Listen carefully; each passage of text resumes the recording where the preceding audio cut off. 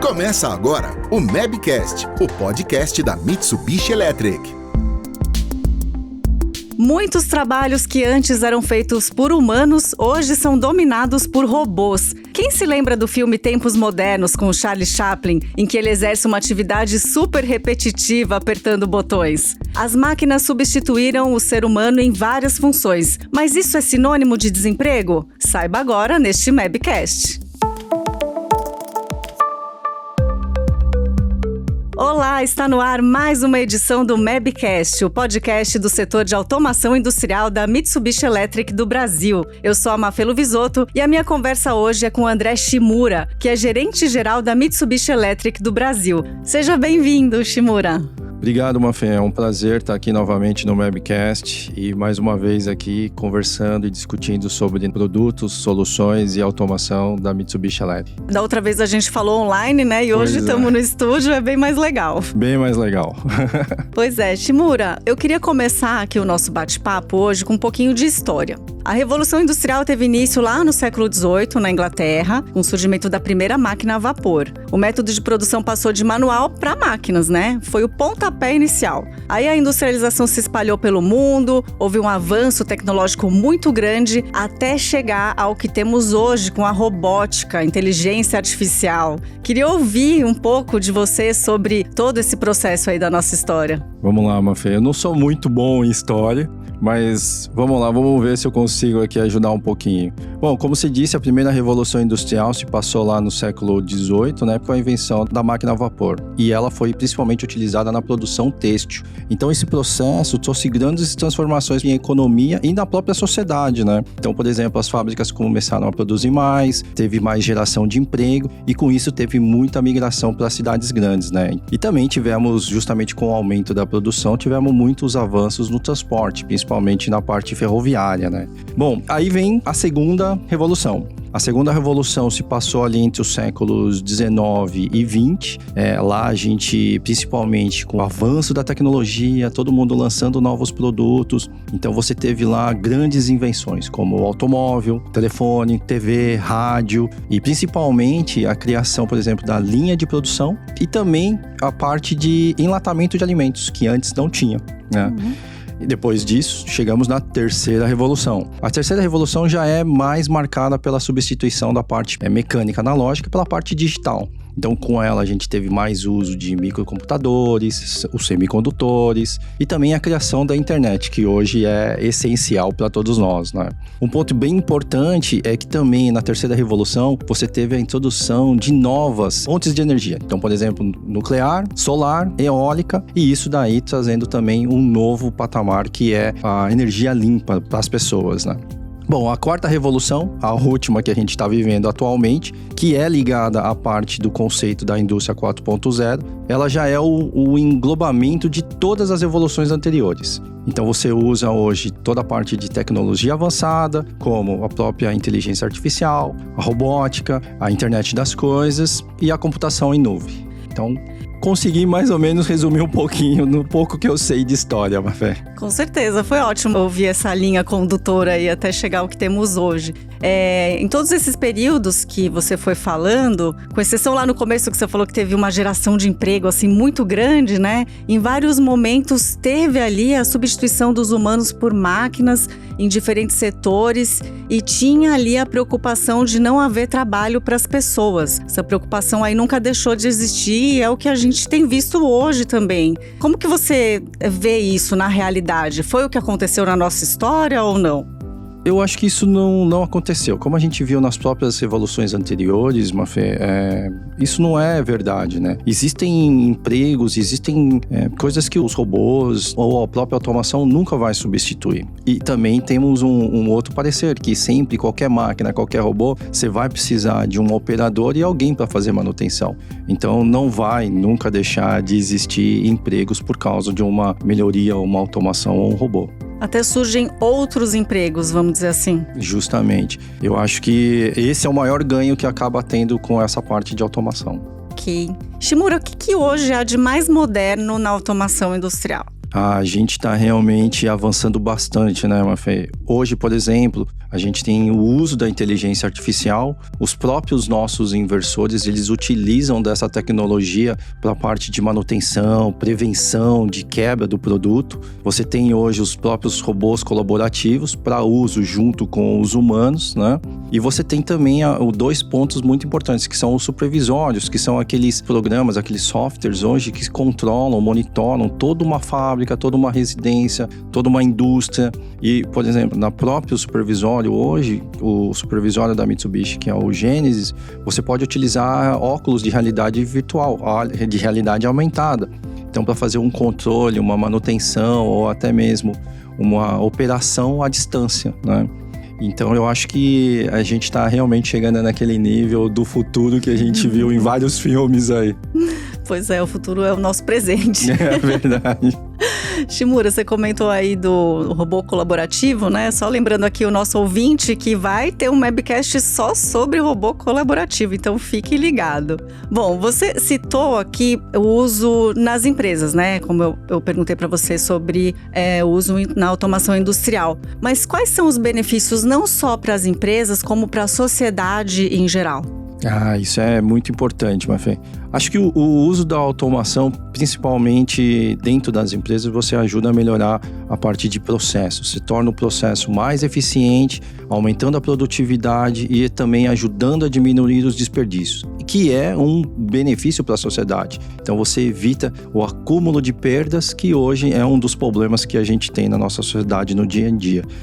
Outro benefício que eu acho muito importante é justamente a diminuição da atividade super repetitiva, que é o que você deu o exemplo do Charlie Chaplin.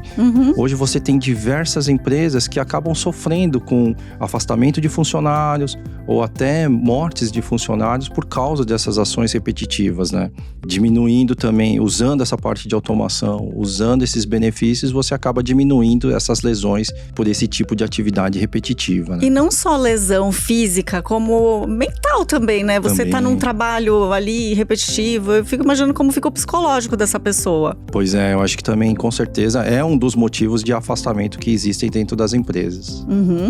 E você pode dar um exemplo na prática, Shimura, de como funciona aí a automação numa indústria? Por exemplo, a indústria de automóveis. Em que etapas os robôs trabalham? A indústria de automóveis, elas utilizam muitos robôs, Mafê. Para você ter uma ideia, existem estudos que indicam que a indústria automobilística utiliza até 70% do processo com robôs. Os outros 30% do processo, eles são utilizados robôs, mas também com algum humano ajudando, né? Fazendo o trabalho em colaboração.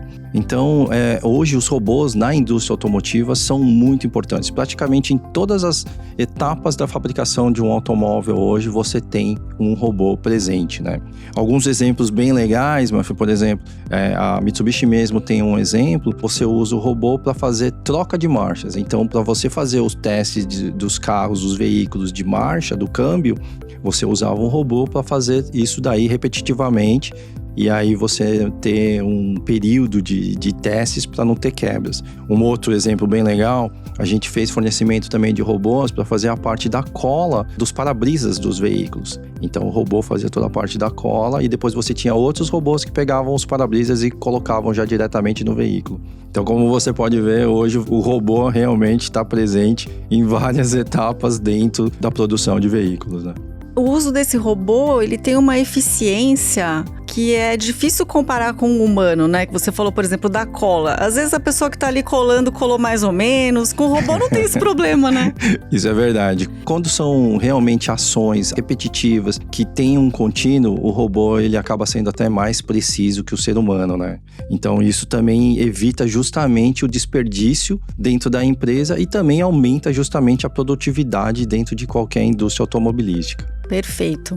Bom, há 2 anos foi divulgada a pesquisa World Robot Report da Federação Internacional de Robótica com dados de 2020. Mesmo com a pandemia, teve um aumento de 10% em novas unidades instaladas. No mundo todo, já existem mais de 3 milhões de robôs operando em fábricas. Mais de 75% dos investimentos foram feitos pelos Estados Unidos, Alemanha e da Ásia, China, Coreia do Norte e Japão, onde está a sede da Mitsubishi Electric. Shimura, eu queria que você falasse sobre a produção da empresa, da Mitsubishi. Então, Mafê, a Mitsubishi Electric hoje está entre as top 5 na parte de venda e produção de robôs. Hoje a gente possui 3 modelos de robôs, que é o colaborativo, que nem a gente comentou, que usa junto com humanos. O 6 eixos, que é um robô muito utilizado na indústria em si. E o robô Scala, que é um robô realmente feito para aplicações repetitivas e rápidas, né? Então é um robô muito eficiente.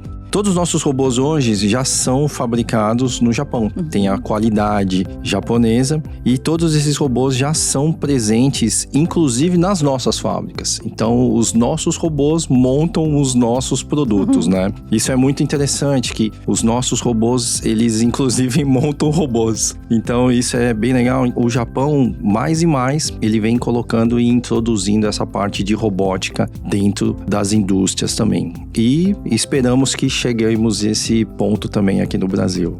Muito bem. E você falou aí da qualidade de um produto japonês, né? Quando você, de repente, está falando com algum cliente, você percebe esse peso maior?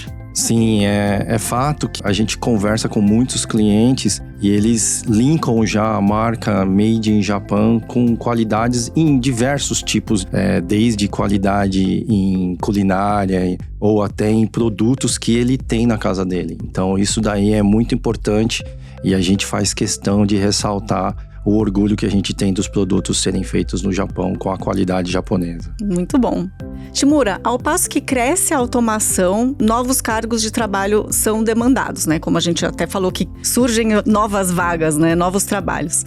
Um levantamento realizado pela Page Group mostrou que as profissões mais promissoras na área de manufatura são coordenador de produção, engenheiro de melhoria contínua, gerente de operações, supervisor de pesquisa e desenvolvimento, engenheiro de qualidade, gerente de produto e gerente de manutenção. A gente viu que são posições que demandam aí estudo e espírito de liderança, né? Como que isso é na Mitsubishi Electric, na hora de contratar alguém? A liderança hoje na Mitsubishi, ela anda muito junto com os funcionários, né? Pra você ter uma ideia, ano passado, a gente contratou um palestrante para falar de liderança. E nessa palestra, a gente incluiu todos os funcionários da empresa, inclusive aqueles que não tinham um papel de gestão. Justamente com a ideia da gente treinar e especificar os nossos futuros líderes, né? Então a Mitsubishi vem preparando bastante essa parte de liderança. Outro ponto na parte de estudo, né? Como a gente vem divulgando constantemente, a gente possui uma plataforma EAD de estudos. Hoje a gente já possui mais de 24 cursos, já tem mais de 40 mil alunos inscritos e mais de 36 certificados foram emitidos. E o melhor de tudo, Mafê, é tudo de graça. Qualquer pessoa em qualquer lugar do Brasil, inclusive fora do Brasil, a gente já teve recebendo pessoas, são inscritas, fazem o certificado, fazem o teste e eles recebem o certificado. E esses certificados, a gente conversando com várias indústrias, são usados dentro das indústrias como um aprimoramento. Tem muitos estudantes que usam isso como horários também dentro das faculdades, dos cursos. Então isso daí é a plataforma que a gente desenvolveu, ela vem sendo muito utilizada e facilitou muito para muitas pessoas também.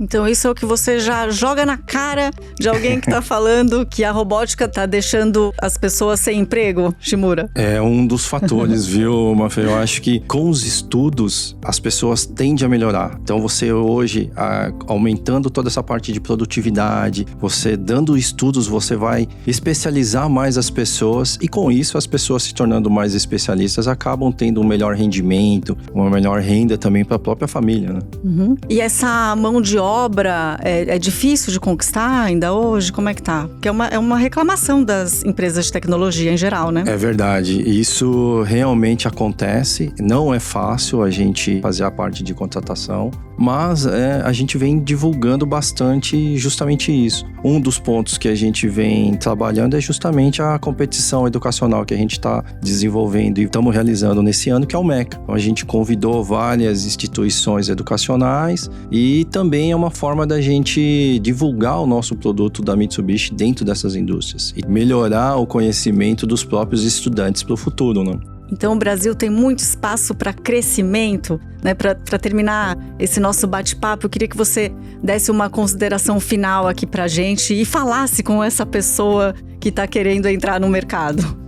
Realmente, acho que a gente ainda tem muita coisa para fazer no Brasil. No Brasil existem ainda diversas atividades que são manuais, são repetitivas e também existe com isso muito espaço para melhoria na produtividade e eficiência. Ainda existem fábricas, para você ter uma ideia, que ainda controlam produção em papel, em Excel, né? Então, sujeito a diversos erros ainda, né? Mas muitas empresas também têm aquele medo, né? De, eu vou investir em automação, isso é muito caro, e aí eu não consigo melhorar também a minha fábrica. E o que não é verdade. Tudo depende do custo e benefício. A Mitsubishi tem diversas aplicações, tem diversos tipos de projetos que uma pequena automação pode trazer um grande benefício. Então, posso dizer realmente que estamos preparados para divulgar e ajudar o nosso Brasil nessa parte de produtos, melhorias, eficiências e também em conhecimento. Muito bem. Às vezes um investimento que a pessoa está achando que é alto, na verdade o resultado ali vai ser muito lucrativo, né, na frente. Muito melhor. E esse medo existe, é fato, mas a gente vem quebrando aos poucos esse paradigma junto das empresas. Muito bem, a Mitsubishi ajudando aí os seus clientes e a sociedade. Shimura, muito obrigada por esse bate-papo e por todo o conhecimento que você compartilhou hoje aqui com a gente. Obrigado, Mafê. É um prazer novamente participar e estou aí disponível para próximos convites. Com certeza falaremos mais vezes. E você, ouvinte, muito obrigada pela companhia. A gente se encontra no próximo Mabcast. Termina aqui mais um Mabcast, o podcast da Mitsubishi Electric do Brasil. Não deixe de nos seguir em sua plataforma preferida. Ouça os episódios anteriores e fique por dentro dos próximos.